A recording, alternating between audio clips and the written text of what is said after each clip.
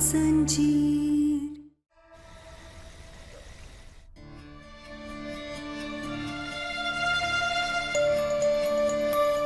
क्या ना, ये चोट कैसे लगी तुम्हें?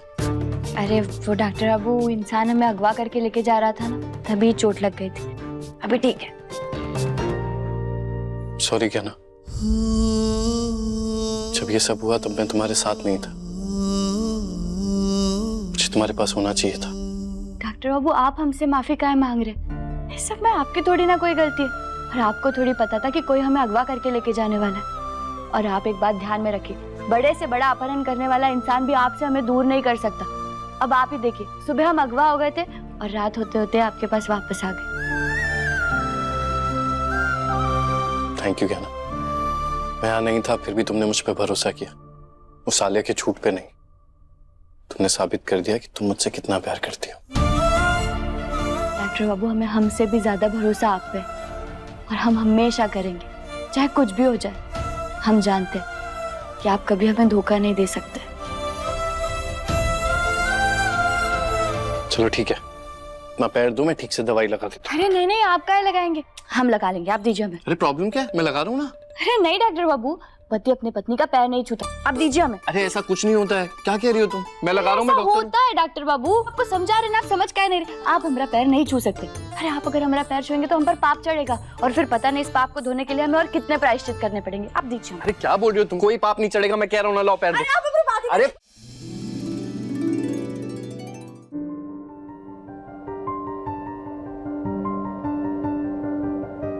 हारा हारा सा था, तू बनी जीत मेरी। तेरी किस्मत की रेखाएं जब मुझसे आ मिली। तुझसे हूँ मैं सुलझा सुलझा, तेरे संग है माटी सोना। तू ही मेरा गहना है, बस यूं ही संग रहना।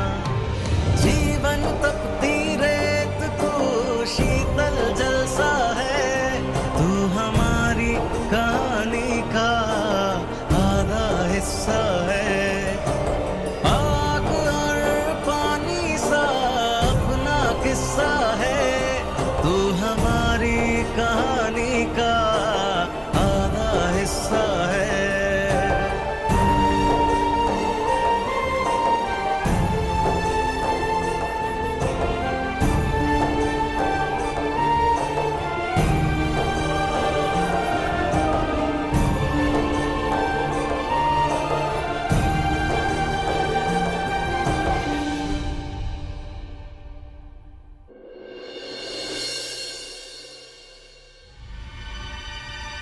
क्या हुआ क्या ना?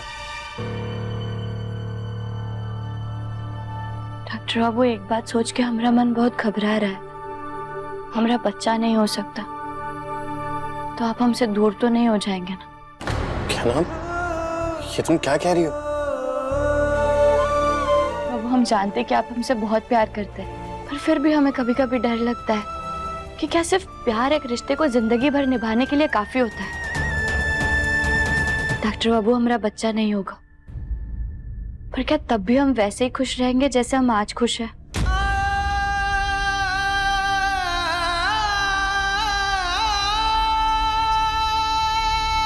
क्या ना, तुम्हारा डर समझता हूं, पर हमारा रिश्ता बच्चा आने से पहले भी था और उसके बिना भी ऐसा ही रहेगा।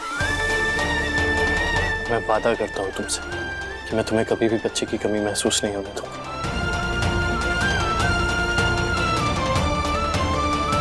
बच्चा खोने की वजह से डॉक्टर बाबू खुद कितने दर्द में हैं, लेकिन फिर भी वो हमें हौसला दे रहे हैं।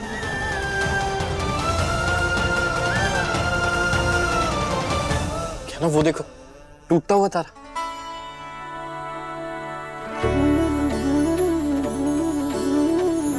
तुम्हें पता है, माँ कहती है टूटते हुए तारे को देखकर अगर विश मांगो तो वो जरूर पूरी होती है। चलो साथ में चलकर विश मांगते हैं।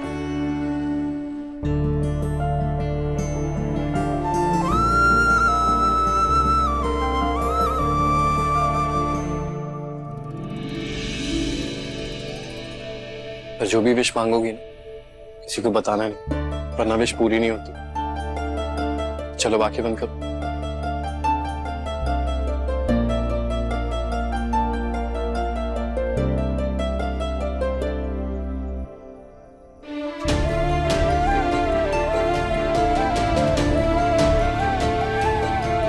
मेरी तो एक ही इच्छा है कि बस कोई ऐसा चमत्कार हो जाए जिससे हम और डॉक्टर बाबू माँ बाबा बन जाए।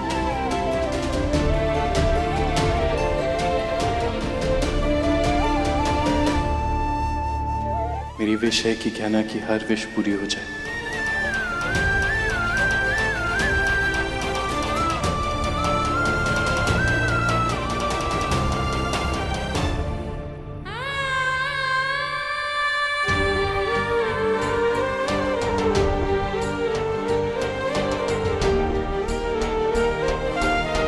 अपन की तो एक ही इच्छा है, बस जल्द से जल्द मेरा गुल्लक बहुत सारे पैसों से भर जाए और जिस काम के लिए पैसे चाहिए वो काम जल्द से जल्द पूरा हो।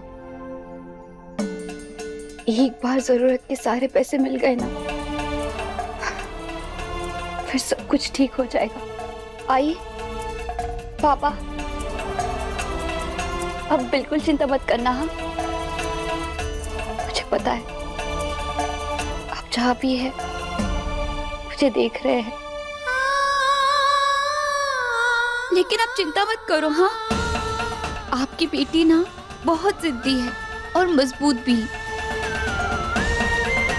सब ठीक कर दूंगी। अरे अगर जरूरत पड़े ना तो भगवान से भी लड़ लूंगी कि सब ठीक करके मानेगी। आई शपथ, मैं उसे कुछ नहीं होने दूंगी।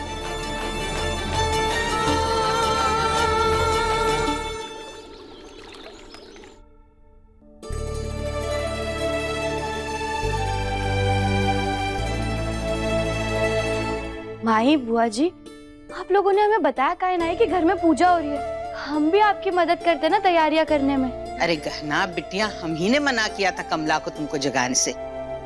इतना सब कुछ सह के आई हो, थोड़े आराम की जरूरत थी तुमको। ठीक है, चलो अब सारी तैयारी तो हो गई, बैठ जाओ दोनों पूजा में। वैसे पूजा है किस बात की? ग्रह शांति की पूजा है बेटा। पिछले कुछ दिनों में हमारे परिवार ने बहुत कुछ सहा है। हमारा घर हमसे छिन गया, हमारा शहर बदल गया, और फिर सूर्यकांत जी का हमारी जिंदगी में आना, हम सबको मारने की कोशिश करना, गहना का बच्चा खो जाना, और फिर गहना का अपहरण भी हो गया। ऐसा लग रहा है जैसे कि हमारे परिवार की खुशियों को किसी की नजर लग गई हो। इसलिए बेटा, मैंने और दीदी ने दोनों ने मिलकर के ये पूजा रखवाई है, और हम दोनों चाहते हैं कि तुम दोनों इस पूजा में बैठो। नहीं,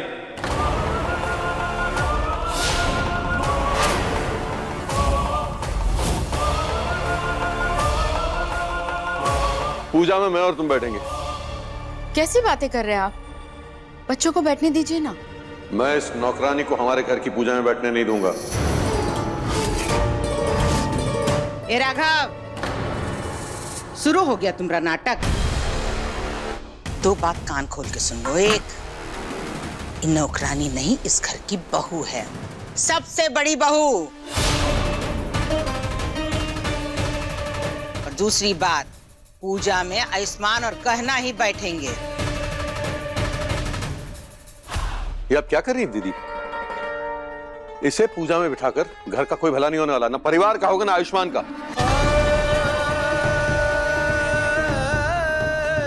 अच्छा भला कह रहा था कि आलिया से शादी करवा दो इसकी।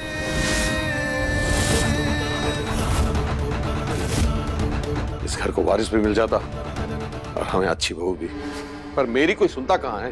बकवास बंद करिए अपनी, और आप मेरे भले के बारे में ना ही सोचे तो बेहतर है।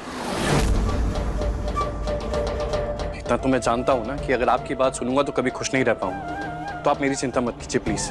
तुझे जो सोचना है सोच, पर ये नौकरानी इस पूजा में नहीं बैठेगी। राघव, बोलो मत, सुनो।